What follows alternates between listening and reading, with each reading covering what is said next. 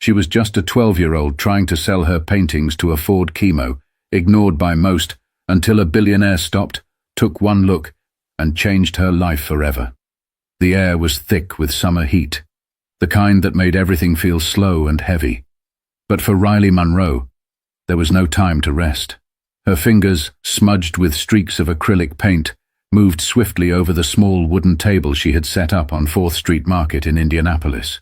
A few canvases leaned against an old crate, each one bursting with color.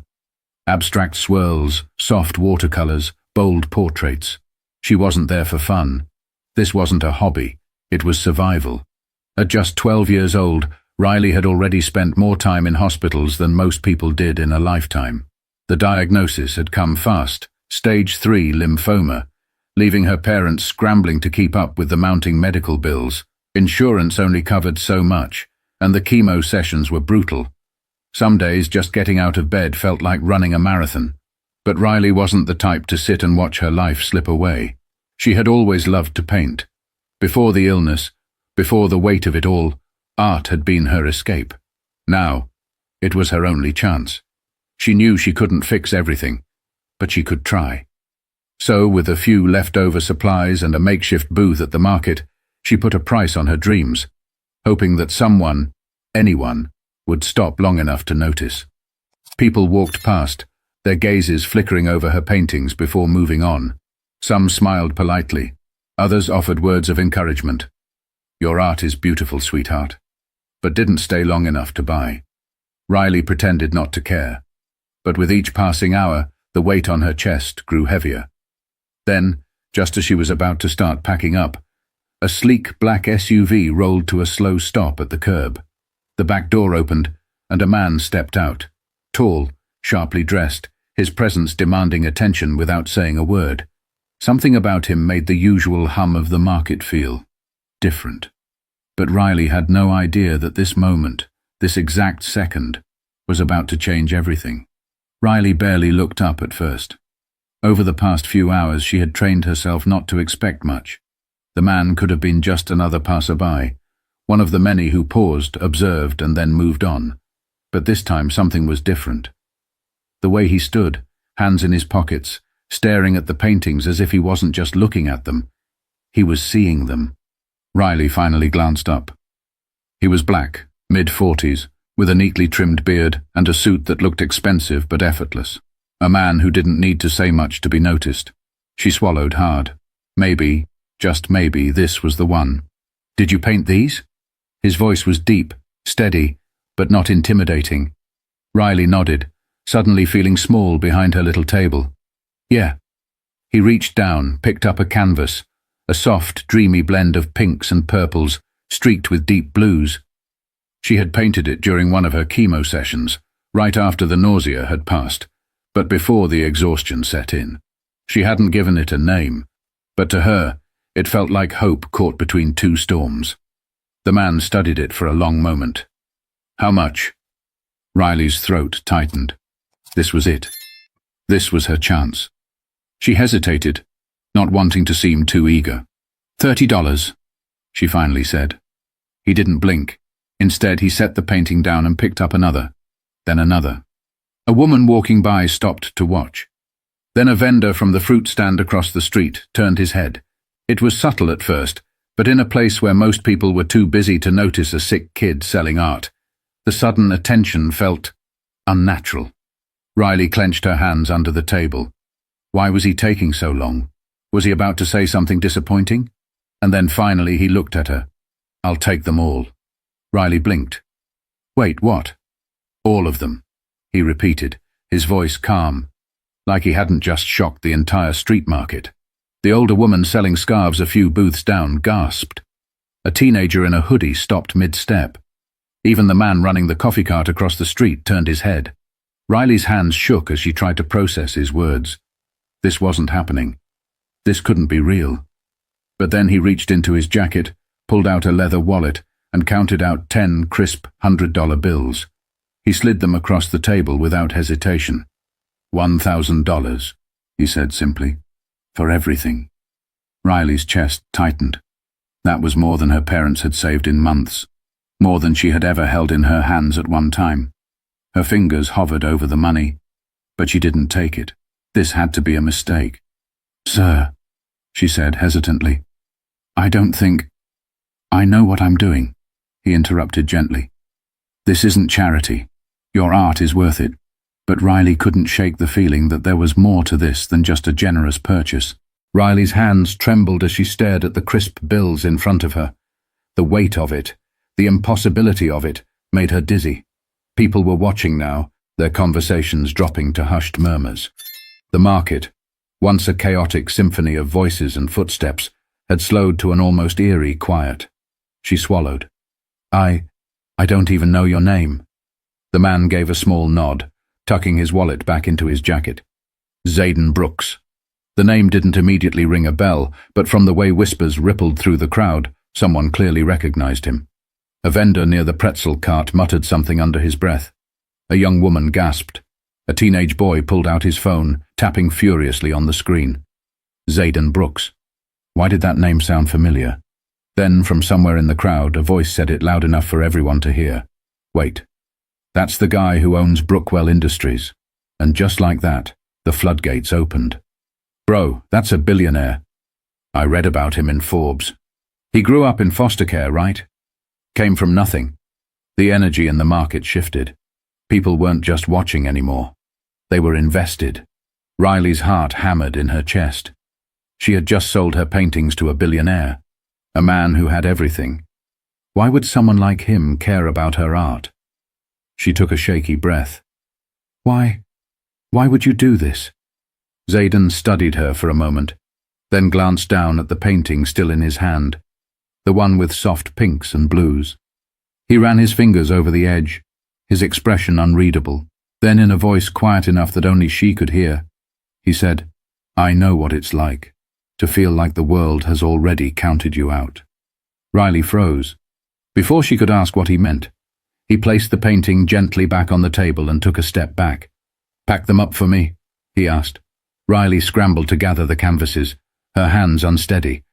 But as she worked, she couldn't shake the feeling that this wasn't just about art.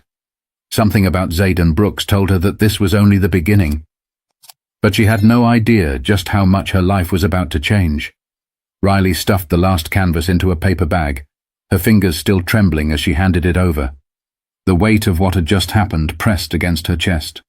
Zayden Brooks, a billionaire, a man who could buy anything he wanted, had just spent $1,000 on her art.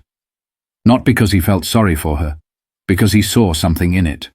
But just as she thought it was over, he did something that made the entire market freeze.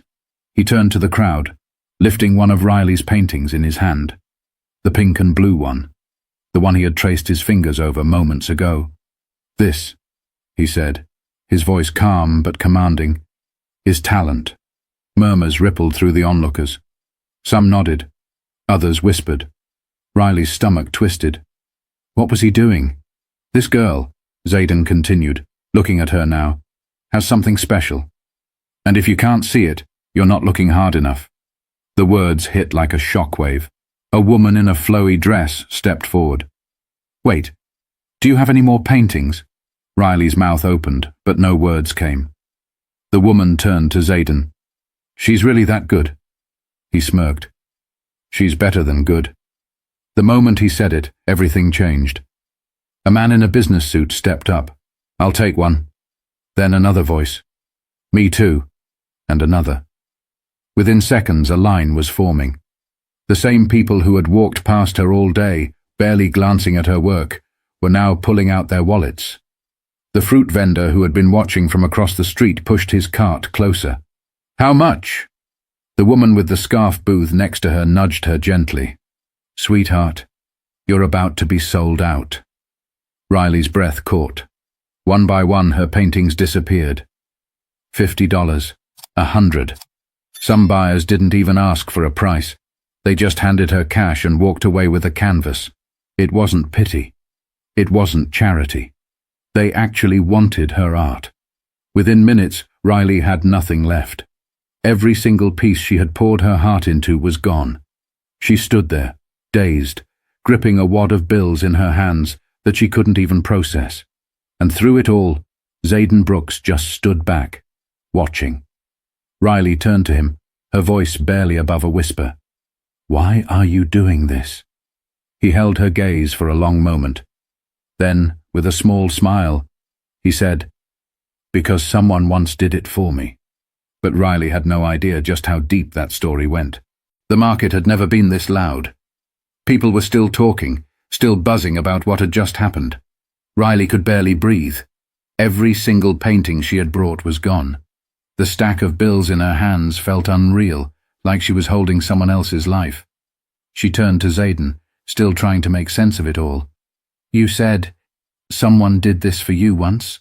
His expression shifted, not sad, but distant, like he was looking at something that wasn't there.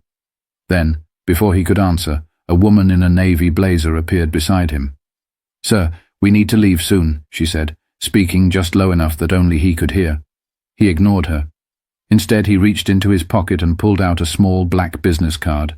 He handed it to Riley. "I want you to keep painting," he said. "And when you do, call me." Her fingers clenched around the card. It wasn't like the flimsy paper ones people handed out in bulk. It was thick, embossed with silver lettering. Brookwell Industries.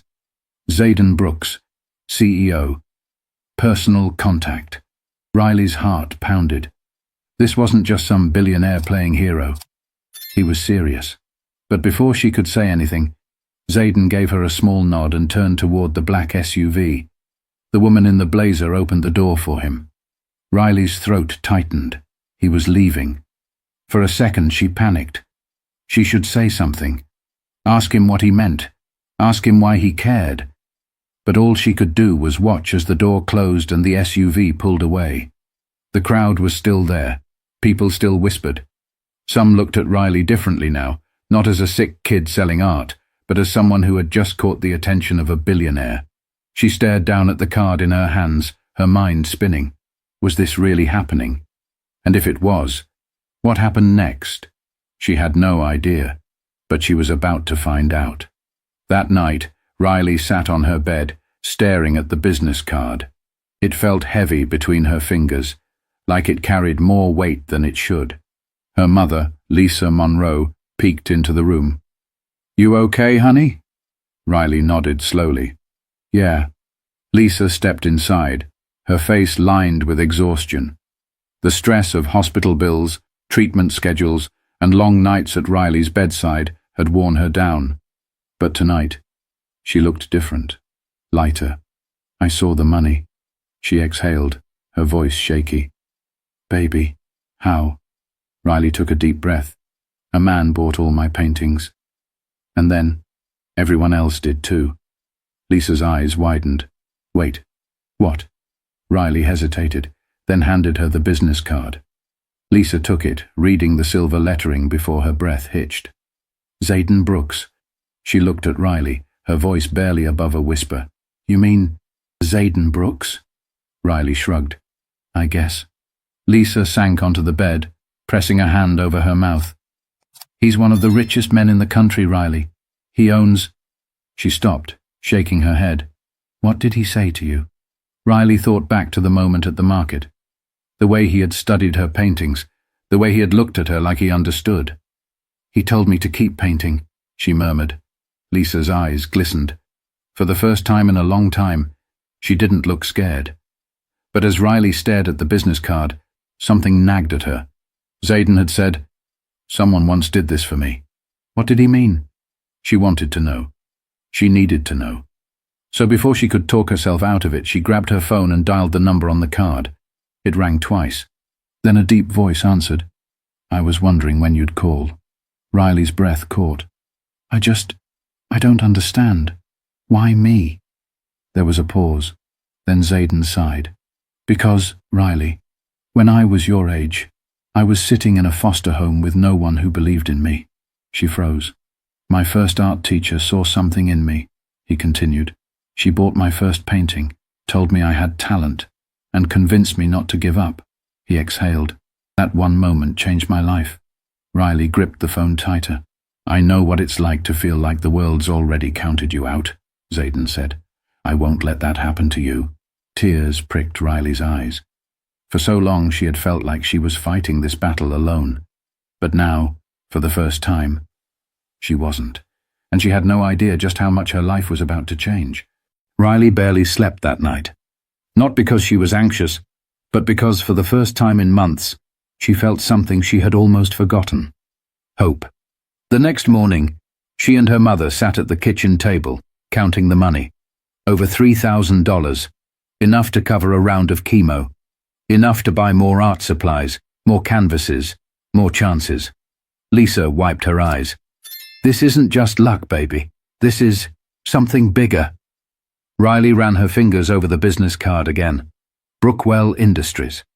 Zayden Brooks had seen her, not just as a sick kid selling paintings, but as an artist, and he had given her something no one else had. A real shot. But this wasn't just about her anymore. She thought about the other kids in the hospital, the ones who didn't have any way to fight back against the crushing weight of medical bills. Kids who were just as talented, just as strong, but never got the chance to show it. Riley looked up at her mom. What if we use some of this to help other kids? Lisa blinked. Help how? She tapped the table. A fundraiser. A show where kids in treatment can sell their art, just like I did. Lisa's lips parted in surprise. Riley, that's... But before she could finish, the phone buzzed. A text. Unknown. Number Riley, when you're ready, I'd like to introduce you to some people who can help take your art to the next level. Let's talk soon. ZB. Riley's heart pounded. She didn't know where this was going, but she knew one thing for sure. This was just the beginning. And sometimes, one moment of kindness can change everything. If this story moved you, imagine how many people out there are waiting for their chance, waiting for someone to believe in them. Maybe you can be that person. Maybe your kindness could be the start of someone else's success story. What do you think? Would you have done what Zayden did? Let us know in the comments. And if you want more stories like this, make sure to subscribe.